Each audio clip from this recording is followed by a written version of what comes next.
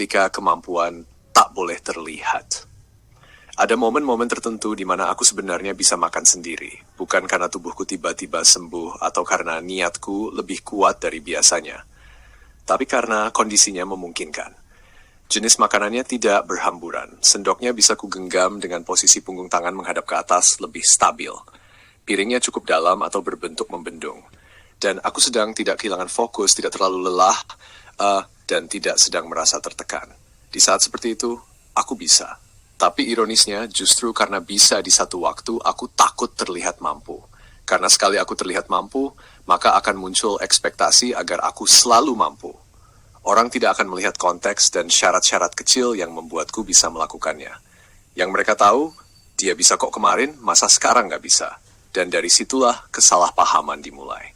Aku tidak bisa menjelaskan bahwa tubuhku seringkali tidak bisa bekerja sama, bahwa koordinasi gerak yang terlihat sederhana seperti menyendok, mengangkat, dan menyuap, bisa jadi medan tempur antara kemauan dan ketidakmampuan.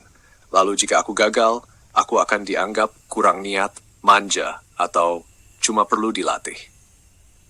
Aku juga sadar, sebagian dari mereka mungkin tidak bermaksud jahat. Mereka hanya belum punya kerangka pemahaman untuk kondisi yang seperti ini. Dunia mereka diwarnai oleh standar tubuh normal yang selalu bisa dilatih dan dibiasakan. Itulah sebabnya aku tidak ingin menyalahkan, tapi aku juga tidak bisa terus-menerus menanggung kesalahpahaman yang berulang. Mungkin itulah alasan kenapa aku sering memilih untuk dibantu, bahkan ketika aku tahu aku bisa. Bukan karena aku malas, tapi karena aku takut ekspektasi, takut dikecewakan oleh tubuhku sendiri, dan takut harus menjelaskan sesuatu yang tak bisa dijelaskan dengan logika umum. Kalau orang bertanya lalu solusinya apa, maka jawabanku bukanlah latihan semata, tapi pendekatan yang utuh, pendampingan dengan empati, observasi yang sabar, dan ruang aman untuk gagal. Bukan dorongan motivasi yang membebani, bukan tantangan yang memaksa.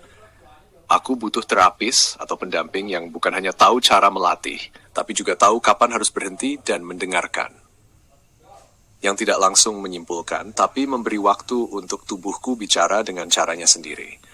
Karena hidup dengan tubuh seperti ini tidak pernah tentang seberapa keras aku ingin, tapi seberapa banyak aku dipahami saat keinginan itu tak bisa diwujudkan oleh tubuhku sendiri.